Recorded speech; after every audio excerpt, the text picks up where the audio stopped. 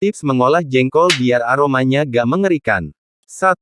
Rendam jengkol semalaman dalam wadah tertutup 1 kali 24 jam, buang airnya, tetapi sebelum tutup wadahnya dibuka, baca doa dulu karena aroma air rendamannya luar biasa, dan ini fase paling berat saat mengolah jengkol.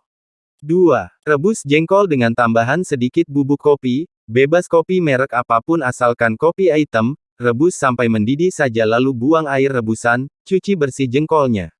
3. Rebus kembali jengkol dengan tambahan daun jeruk, daun salam, dan serai sampai jengkol matang, buang air rebusan. 4. Jengkol siap diolah, mau ditumis, digoreng, disemur, digulai, bebas. Apakah aroma jengkol akan hilang 100%?